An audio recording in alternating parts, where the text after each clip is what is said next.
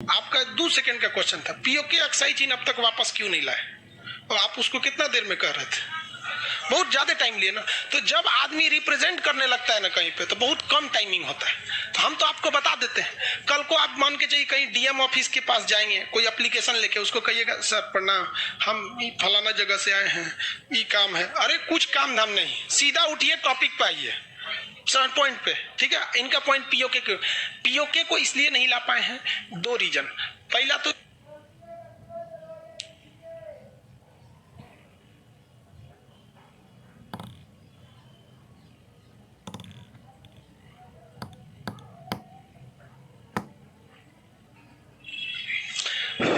देखिए, पीओके को ना लाने का 2 रीजन था। एक कि वहां पे अमेरिका बैठा हुआ था, और शुरुआत में अमेरिका से हमारा रिलेशन अच्छा नहीं था।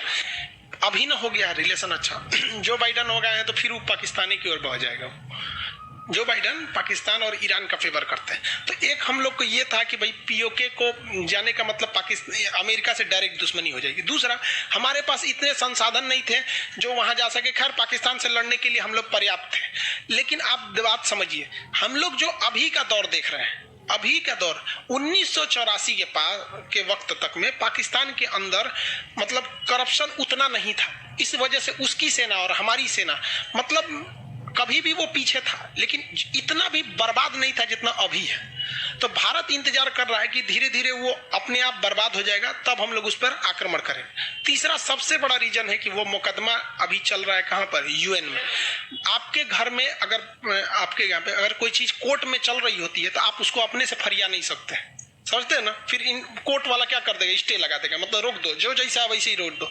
तो आप देखते होंगे कोई कोई पुल है, सड़क है, मकान है, आधा बन के लटका हुआ है, क्या तो भैया मुकदमा चल रहा है, ना आप उसे बेच सकते हैं ना फरिया सकते हैं। समझ में आ गया कि नहीं आ गया, किसी को दिक्कत? आगे बढ़े तो ये पीओके का। दूसरा, अक्साई चीन। अक्साई चीन क्यों नहीं ला सके भाई साहब? वो अक्साई चीन की बात हम आपसे क्या कहें, हम लोग गजब गजब बात बोल देते हैं। हम बोलेंगे तो मोदी जी गुस्सिया जाएंगे कि हमारा विरोध कर रहा है, हमारा गलत बात बोला। लेकिन उस समय हमने भी नहीं बोला, लेकिन मोदी जी ने गलत स्टेटमेंट दिया था। मोदी जी लद्दाख गए थे और यहाँ कह रहे थे कि चीन 1 इंच भी नहीं घुसा है। मोदी जी 1962 में वो 10% कब्जा कर लिया है। क्या आप इस बात को स्वीकार कर लिए कि हम नहीं लाएंगे उसे? ये उनका गलत स्टेटमेंट था। हम बोले कैसे उस वक्त? हम कहे कि नहीं, अभी नहीं बोलना चाहिए भाई, हमारे देश के मुखिया हैं, अभी माहौल ठीक ठाक नहीं चल रहा है, बाद में हिसाब लेंगे। समझ में? क्या आप इस स्टेटमेंट से संतुष्ट हैं कि चीन हमारे? अरे भाई, आप कह कैसे दिए कि चीन हमारा 1 इंच भी नहीं घुसा है?